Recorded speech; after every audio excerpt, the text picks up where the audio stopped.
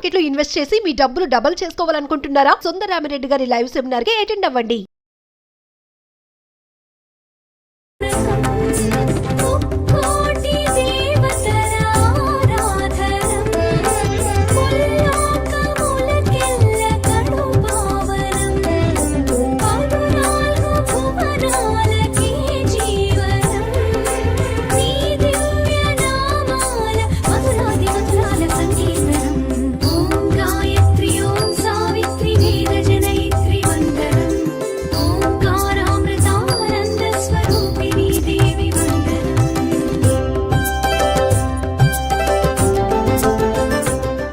నమస్తే రమ్మగారు. నమస్తే జయ. దసరా పండుగ రెండవ రోజులోకి వచ్చాను రమ్మగారు. ఈ రోజు యొక్క అలంకరణ, అమ్మవారి పూజా విధానం ఒక్కసారి మాట్లాడదు. నవదుర్గా విశేషాలలో ఈ రోజున అమ్మవారు బ్రహ్మచారిణిగా పూజింపబడుతుంది. శ్రీశైలం దేవస్థానంలో అమ్మవారికి బ్రహ్మచారిణి స్వరూపంలో అలంకారం చేస్తారు. బ్రహ్మచారిణి అంటే ఈవిడ పరమేశ్వరుని వివాహం చేసుకోవటానికి ముందు అమ్మవారు తపస్సు చేసిందట. ఆమె తపస్సుకు వెళ్తున్న అలంకరణ అనమాట. కమండలము అవి పట్టుకుని ఒంటరిగా అప్పటికి వివాహిత కాదు, కానీ ఆమె తపస్సుకు వెళ్తున్న ఆ బ్రహ్మచారిణి స్వరూపంలో ఆరాధిస్తారు. మనం విజయవాడలో అమ్మవారిని గాయత్రి స్వరూపంలో ఆరాధన జరుపుతారు. మనం ఇంట్లో చేసుకునేటప్పుడు కూడా గాయత్రి ఆరాధన చేసుకోవచ్చు. గాయత్రి సంధ్యాదేవత, అంటే సూర్యమండలంలో ఉంటుందని చెప్పబడుతుంది.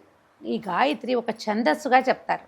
గాయత్రి ఛందహ అని కొన్ని స్తోత్రాలకు అసలు గాయత్రి ఛందస్సుగా కనపడుతుంది. ఛందోదేవతగా కూడా మంత్ర అధిష్టాన దేవతగా ఉంటుంది. పంచముఖి ఈమె. 5 ముఖాలలో ఉన్నటువంటి స్వరూపం ఇంకెక్కడా కనపడదు మనకి. ఒక్క గాయత్రి మాత్రమే పంచముఖాలలో 5 వర్ణాలలో కనిపిస్తుంది. ముక్తా విద్రుమ హేమనీల ధవళ ఛాయ అని చెప్తారు. ముక్తా విద్రుమం అంటే ఒకటి ముత్యము, విద్రుమం అంటే పగడము, హేమ నీల ధవళ. హేమ అంటే బంగారపు రంగు, నీలం అంటే నీలపు రంగు, ధవళం అంటే తెలుపు. ఓకే, ముత్యపు రంగు వేరు, తెలుపు వేరు కదా. ఈ 5 ముఖాలతోటి గాయత్రి మనకి జ్ఞానప్రదాయిని. ఆమెని ఆరాధిస్తే ప్రతివాడికి, ఎలాంటి వాడికైనా జ్ఞానం లభిస్తుంది.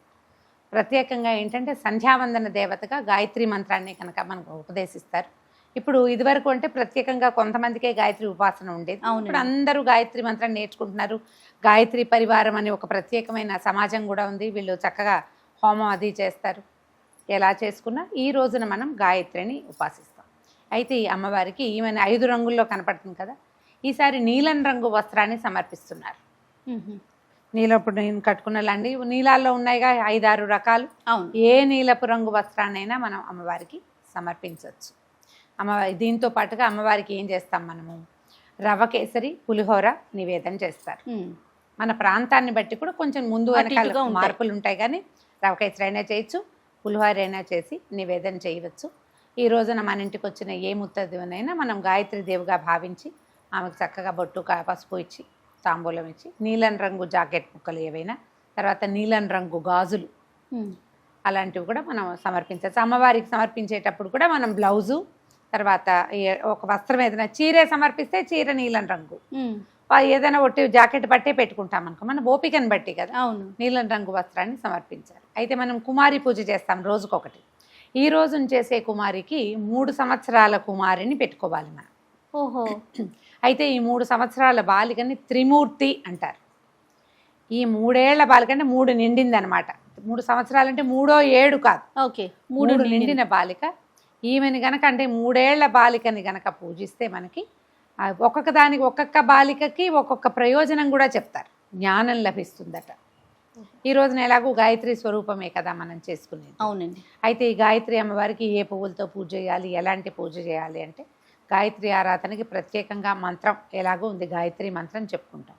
గాయత్రి అష్టోత్తర శతనామావళి కనిపిస్తుంది. శతనామావళి కొద్దిగా అంత కుంకం తీసుకోవటం, అష్టోత్తరం చక్కగా నామావళి 1 నామాలు చదువుకుని అమ్మవారిని ఆరాధించుకోవచ్చు. విధానం దీనికి ప్రత్యేక విధానం ఏముంటుంది, రోజువారీ మనం షోడశోపచారాలు చేసుకుంటాం అమ్మవారికి. ఒకవేళ మనకి కుదరలేదు, పంచోపచారాలే చేసాము, పంచోపచారాలు చేసినా కూడా మనం అష్టోత్తరం చదువుకోవచ్చు. ఈ అష్టోత్తరం అనేది షోడశోపచారాల్లోనూ చేయవలసిన క్రియగానే భావించద్దు. అష్టోత్తరం చదివే సమయం ఉంది, అర్చన మొత్తం సాంగంగా కుదరదు, పర్వాలేదు. పుష్పం ఇచ్చి ధూపం, దీపం, నైవేద్యం, తాంబూలం. ఈ తాంబూలానికి ముందు, ధూపదీపాలకి ముందుగా మనం పువ్వులు పెట్టి దీపం పెట్టుకుంటామా, దీపారాధన చేయగానే అష్టోత్తరం చదివేసుకోండి. గాయత్రి మంత్రం చదువుకోండి. ఒకవేళ మీకు అవగాహన ఉండి అలవాటు ఉంటే లెక్క పెట్టుకోండి. 1 2 3 11 సార్లు. ఇప్పుడు చూడు 1 2 3 4 5 6 7 8 9 అయిందా ఇక్కడ దాకా. మళ్ళీ ఇక్కడికి వెళ్ళండి. 10 11 సార్లు. మీరు 21 సార్లు చదవాలంటే 2 9లు చేసి 2 9 18 19 20 21 ఇది లెక్క పెట్టుకుని మంత్రం చదువుకోండి. లేదా అమ్మవారిది ఒక ప్రత్యేకమైన శ్లోకం కనిపిస్తుంది. ఇందాక నేను చెప్పా కదా, ముక్తా విద్రుమ హేమ నీల ధవళ ఛాయై ముఖైస్తీక్ష్ణై యుక్తామిందు నిబద్ధరత్నమకుటాం తత్వార్థవర్ణాత్మికాం ఇట్లా కనిపిస్తుంది. స్తోత్రరత్నాల్లో స్తోత్ర నిధిలో కనపడుతుంది. మామూలుగా గాయత్రి ఆరాధన అనగానే ఈ శ్లోకం సంధ్యావందనంలో ఈ ప్రత్యేక శ్లోకం కనిపిస్తుంది.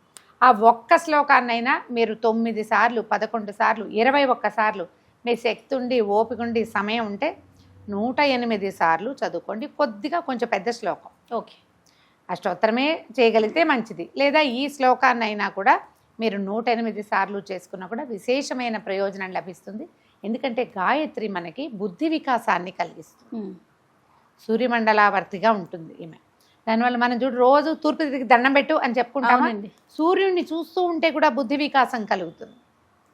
ఈ సూర్యమండలంలో గాయత్రిని భావిస్తే ఇంకా బుద్ధి వికాసం కలుగుతుంది.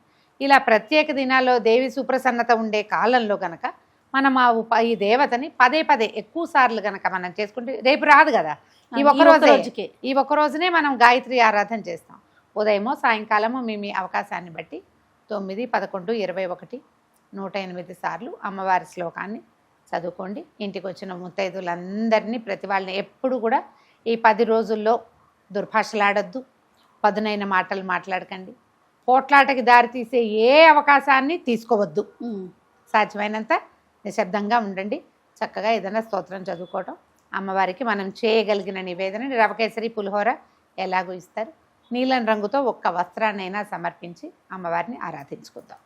రమ్మగారు ఏమైనా ప్రత్యేకమైన నియమాలు పాటించాలండి ఇప్పుడు ఈ 10 రోజులు కూడాను? సాధారణంగా మనము దీక్ష అని పెట్టుకుని ఈ 10 రోజులు మనం పూజ చేసుకుంటాం అనుకుంటే దానికి సాధారణ నియమం ఏకభుక్తం, భూసైనం, బ్రహ్మచర్యం.